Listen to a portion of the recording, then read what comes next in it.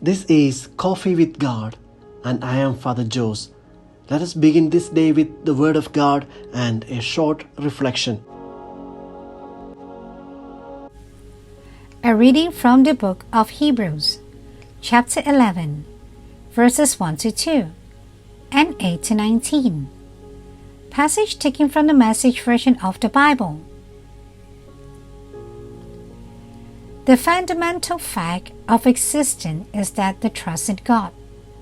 This faith is the firm foundation under everything that makes life worth living. It's our handle on what we can't see. The fact of faith is what distinguished our ancestors, set them above the crowd. By an act of faith, Abraham said yes to God's call to travel to an unknown place that would become his home. When he left, he had no idea where he was going. By an act of faith, he lived in the country promised him, lived as a stranger, camping in tents. Isaac and Jacob did the same, living under the same promise. Abraham did it by keeping his eyes on an unseen city with real, eternal foundations. The city designed and built by God. By faith, barren Sarah was able to become pregnant, old woman as she was at the time, because she believed the one who made a promise would do what he said. That's how it happened, that from one man's death and shriveled loins that they are people numbering into millions. Each one of these people of faith died, not yet having in hand what was promised, but still believing. How did they do it? They saw it way off in the distance, waved their greetings, and accepted the fact that they were transients in this world. People who live this way make it plain that they are looking for their true home. If they were homesick for the old country, they could have gone back anytime they wanted.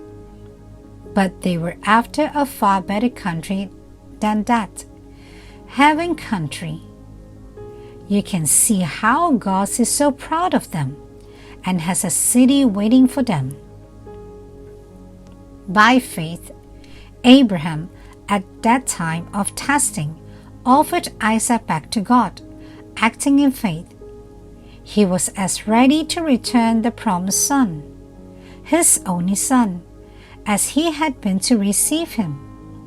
And this after he had already been told, "Your descendants shall come from Isaac." Abraham figured that if God wanted to, he could raise the dead. In a sense, that's what happened when he received Isaac back, alive from off the altar. The word of the Lord.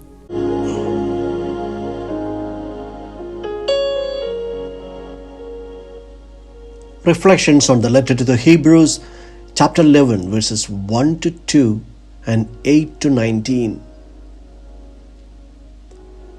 Thomas Aquinas was born in 1224. His most famous literary work, the Summa Theologiae, was his attempt to provide logical proofs for the existence of God. He was invited to become archbishop of Naples and abbot of Monte Cassino, but he declined both the requests. His contemporaries described him as being a pure person, humble, peace-loving, devoted to contemplation, moderate, and a lover of poetry. Today we begin to read from chapter 11 of Hebrews, which is a magnificent hymn on the meaning of faith.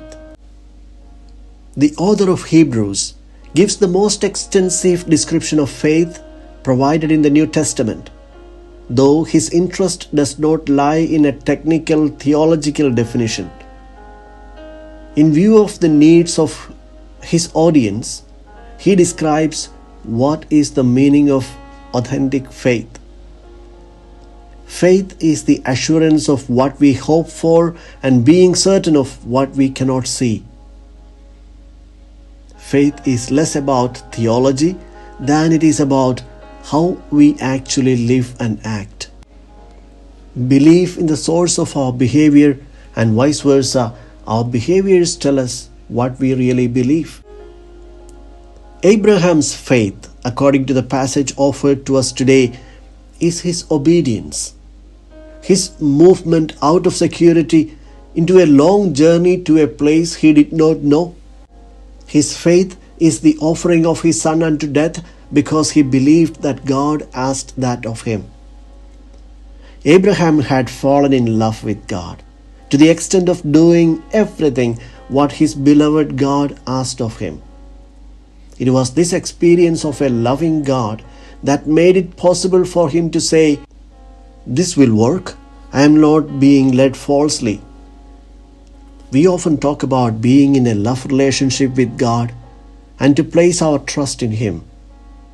But the hitch in all this is the same experience that happened to the apostles in the boat on the lake in the storm. It is all well and good to be confident that Jesus can save us from every storm, but what if we experience Him to be asleep and that we can't sense or feel His care? The storm rages and looks like life-threatening, and then we start thinking that maybe the thoughts of love of God was perhaps nothing more than our imagination. We imagined His love or His power, and so we take matters into our own hands and begin to panic. This is often my personal experience.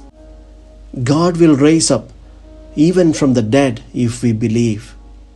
That is the deepest and most profound conviction of Christianity.